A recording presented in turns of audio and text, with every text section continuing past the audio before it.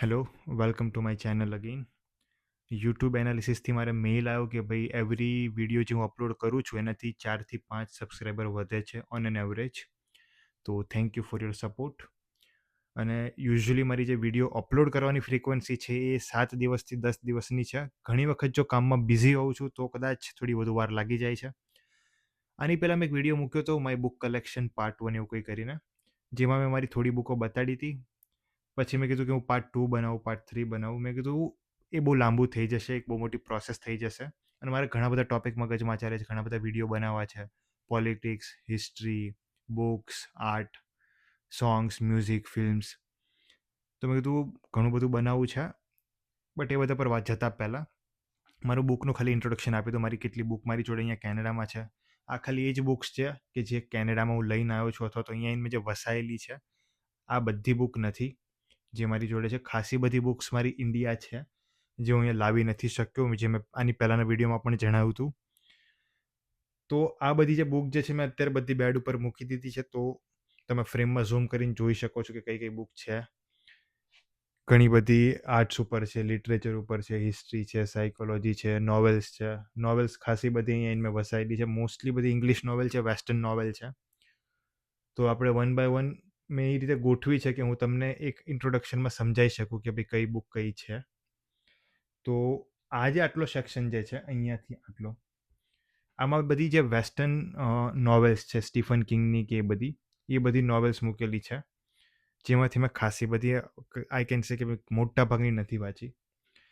તો આ બધી સ્ટીફન કિંગ્સની બુક છે. આ બધી જે મોસ્ટલી મર્ડર મિસ્ટ્રી કાં તો સાયકો થ્રિલર ટાઈપની જે નોવેલ્સ લખે છે, એના બધી ખાસા બધા પિક્ચર બી બનેલા છે, તમે જોઈ શકો છો. હવે એક આ જે બુક જે છે આ મારું એક હાલમાં કરંટ રીડિંગ છે. One of the current reading હું હાલમાં વાંચી રહ્યો છું. This is one of the classic book, Fountainhead by Ayn Rand. આ બુકની જે રેકમેન્ડેશન છે મેં ઝાકિર ખાનના એક વિડીયો ઉપરથી જોઈ હતી. I am a fan of Shahrukh Khan. તો શાહરૂખ ખાને બી આ બુક બહુ રેકમેન્ડ કરી છે. એન્ડ મેં આઈ થિંક આટલી વાંચી છે. અને જે આ બુકથી એક મને જે વસ્તુ શીખવા મળી છે કોન્ફિડન્સ એન્ડ ઇન્ડિવિજ્યુઅલિઝમ, કે ભાઈ પોતાની જાત ઉપર જે તમે કોન્ફિડન્સ થ્રુ અચીવ કરી શકો છો. આનું જે મુખ્ય કિરદાર છે એને વાર્તા થકી એ જ સમજાવવાની ટ્રાય કરી છે. પછી આ જે બુક જે છે એ સુડો સાયન્સ ઉપર છે. આની રેકમેન્ડેશન બહુ જનરલ છે, ઘણા લોકો આપતા હોય છે. મેનિફેસ્ટેશનનો શું પાવર હોય છે, યુનિવર્સલ પાવર શું છે. આ એની ઉપર બુક છે રોન્ડા બર્નની સિક્રેટ. આની ઉપર એક ઓસ્ટ્રેલિયન મૂવી પણ બનેલું છે. હવે આ જે બુક જે છે હું એમ નહીં કહું કે 100% સાયન્ટિફિક છે, બટ આ સુડો સાયન્ટિફિક બુક છે કે જે એમ્પાયરિકલ બેઝિસ ઉપર બનેલી છે. કે ભાઈ જે કહેવાય ને કે પર્સનલ અંગત અનુભવના આધારે ઘણા બધા આપણું, જેમ કે અમુક અનુભવ મારા અને તમારા અનુભવ સેમ હોય, ઇક્વલ હોય, કે ભાઈ જે મેં એક્સપિરિયન્સ કર્યું છે એ જ તમે કરેલું છે. તો એના આધાર ઉપર આપણે એક નિષ્કર્ષ નીકાળીએ અને નિષ્કર્ષના આધારે એક પુસ્તક રેડી કરીએ. બસ આ એ ટાઈપની વાત છે. તો બસ એક પછી આ બુક બહુ ઇન્ટરેસ્ટિંગ છે. ચાર્લ્સ ડિકન્સની ઓટોબાયોગ્રાફી છે, one of the greatest literature I mean author. And પછી આ જે બુક છે બહુ ઇન્ટરેસ્ટિંગ બુક છે, ધ સ્ટોરી ઓફ ફિલોસોફી, દર્શન શાસ્ત્રની કહાની, વાર્તા. હવે વેસ્ટર્ન વર્લ્ડમાં, અમેરિકામાં, કેનેડામાં આ બધી જગ્યાએ લોકો ફિલોસોફીમાં એટલા બધા ઇન્વોલ્વ નહોતા. તો વિલ ડ્યુરેન્ટે શું કર્યું, જેટલા બી મહાન ફિલોસોફર હતા, મોસ્ટલી જે ગ્રીક ફિલોસોફર હતા, પ્લેટો, એરિસ્ટોટલ, કાન્ટ વગેરે વગેરે. કાન્ટ જો કે જર્મન ફિલોસોફર છે.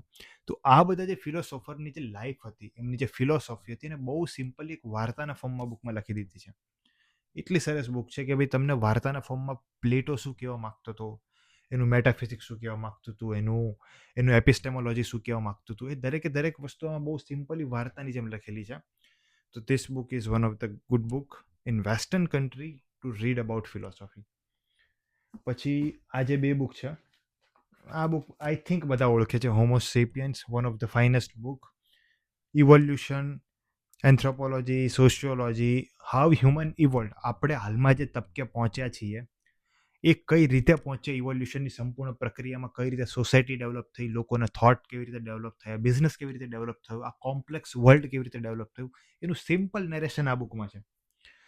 ત્યાર પછી છે હોમો ડીએસ.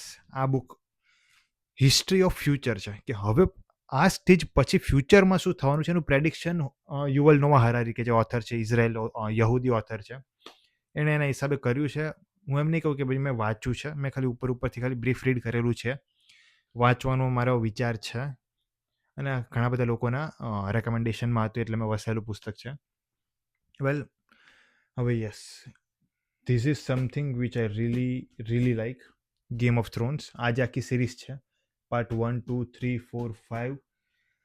છઠ્ઠો બુક મારી જોડે છે નહીં. અને આજે હમણાં જે પેલી હાઉસ ઓફ ડ્રેગન જે સિરીઝ આવી છે, આ પુસ્તક એ છે. આ બંનેમાં સેમ જ કન્ટેન્ટ છે. ડિફરન્સ ખાલી એટલો છે કે આમાં પિક્ચર્સ નથી, આમાં ફોટોસ છે દરેકના. બસ, તો આ છે ગેમ ઓફ થ્રોનની story by George R Martin.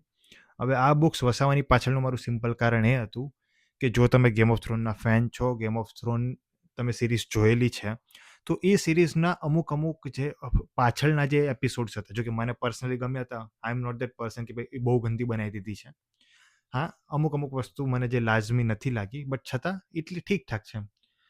હવે જ્યોર્જ આર માર્ટિનનો ક્લેમ એવો છે કે આ એન્ડ મેં નથી લખ્યો, હજી મેં તો મારે એન્ડ લખવાનો બાકી છે ગેમ ઓફ થ્રોન્સનો.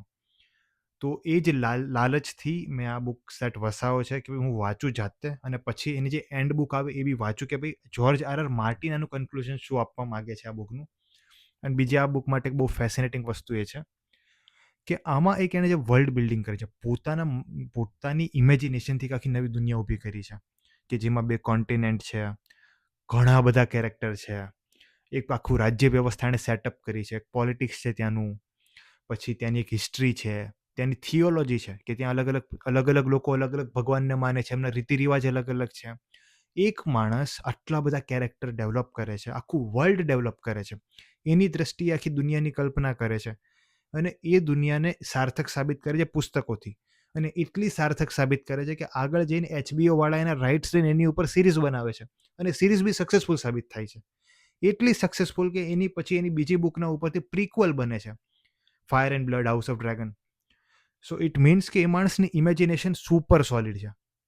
તમે ખાલી આ વાંચો તો તમને ખબર પડે, ગેમ ઓફ થ્રોન્સ વાંચો ત્યારે, કે ભાઈ બાળકોમાં ઇમેજિનેશનની કેટલી જરૂર હોય છે, કે આ ઇમેજિનેશન કઈ રીતે સાર્થક સાબિત થતી હોય છે ઘણી વખત. તો યસ, બેસ્ટ રીડ છે ફોર અ લીઝર રીડિંગ. તમને બહુ એન્ટરટેનમેન્ટ જોતો હોય તો આ વાંચવાનું ચાલુ કરો. પતશે ને ત્યાં સુધી તમને ખબર પડશે કે ભાઈ you have lots and lots of entertainment, you had lots of entertainment. હવે આજે બે બુક છે. શાહરુખ ખાનની રેકમેન્ડેશન હતી, obviously he is a very good avid reader. તો ગ્રે જે છે મેં વાંચી નથી, વાંચવાનો છું. Very interesting book. મૂવી તમે જોયું હશે ધ ગ્રેટ ગેટ્સબી, લિયોનાર્ડો ડિકેપ્રિયોનું મૂવી છે. બહુ સરસ મૂવી છે. મૂવી મને બહુ ગમ્યું હતું. પછી બુક વસાવવામાં આવી છે. એકચ્યુઅલી આ બહુ બ્રીફ બુક છે. એકચ્યુઅલી બુક જે છે એ તો બહુ જાડી છે, બટ આ ખાલી એનું એક સમરાઇઝ વર્ઝન છે. પછી આપણે બધાએ પેલું પિક્ચર જોયું છે ટ્રોય. કયો એક્ટર છે એનું નામ ભૂલી ગયું છું, બ્રેડ પીટનું ટ્રોય આપણે જોયેલું છે. તો આ જે ઇલિયાદ જે બુક છે ને, એ ટ્રોય ઉપર છે. ટ્રોયની જે આખી સ્ટોરી છે એ આ બુક ઉપર બેઝ છે, કે જેમાં ઘોડામાં પછી સૈનિકો આવે છે અને પછી એ લોકો એટેક કરે છે, ક્વીનને ઉઠાવે છે વગેરે વગેરે. એ આ બુકનું કન્ટેન્ટ છે. પ્રાઇડ એન્ડ પ્રિજુડાઇસ ઉપર બી આઈ થિંક મૂવી બનેલું છે. I am not sure, but I think બનેલું છે. The great expectations. અસુર વિશે આની પહેલાંના વિડીયોમાં આપણે વાત કરી ચૂક્યા છીએ. હવે I can show you, or I will try to show you some books over here. I am not sure કે ભાઈ હું ફ્રેમમાં કઈ રીતે આવું છું, but cameraman is good enough to capturing me, trying her best. તો હવે આ જે બુક જે છે આ બધી સ્ટડી બુક છે. આ છે ડેવલપમેન્ટલ સાયકોલોજી. બાળકની સાયકોલોજી કઈ રીતે બને, બાળકની થિંકિંગ કઈ રીતે બને, કે ભાઈ એક 6 મહિનાનું બાળક શું વિચારતું હશે, એ દરેક વસ્તુ મોઢામાં કેમ નાખતું હોય છે, અથવા તો એક 4 મહિનાનું બાળક શું વિચારતું હશે, ત્યાંથી લઈને એ બાળક 10-15 વર્ષનું થાય ત્યાં સુધી એની સાયકોલોજીમાં કઈ રીતે ડિફરન્સ આવે, એની આજુબાજુનું એન્વાયરમેન્ટ કઈ રીતે અસર કરતું હોય, એના પેરેન્ટ્સ કઈ રીતે અસર કરતા હોય, એના મિત્રો, એના સિબલિંગ્સ, એનું ફૂડ, એ કયા કોન્ટિનેન્ટમાં કયા દેશમાં જન્મેલો છે, જેના આધારે એની સાયકોલોજી અથવા એનું ડેવલપમેન્ટ એ રીતે થાય છે. એ દરેક ઉપર બહુ સાયન્ટિફિક વેમાં એક પુસ્તક બન્યું છે. આ બુકની ઇન્ટરેસ્ટિંગ વસ્તુ એ છે કે બહુ જ it is a text book. This is not a book કે ભાઈ જે તમે વાંચો. આ એક ટેક્સ્ટ બુક છે, જે રીતે આપણે બાયોલોજીની બુક આવતી હોય છે અથવા તો ફિઝિક્સની આવતી હોય છે, એ રીતની આ બુક છે. આ સ્ટડી બુક છે.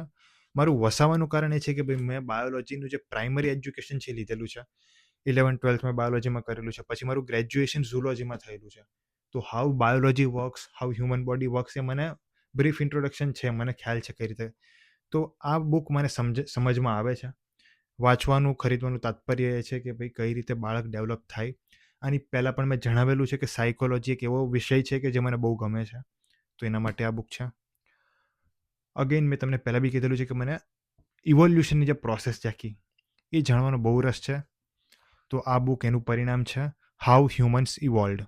મેકમાસ્ટર યુનિવર્સિટી છે, એ યુનિવર્સિટીના પબ્લિશ રિસર્ચ પેપરના આધારે બુક બનાવવામાં આવી છે કે માણસોનું ઇવોલ્યુશન કઈ રીતે થયું, હોમોસેપિયન્સ આપણે બધા જે છીએ આવા કઈ રીતે બન્યા.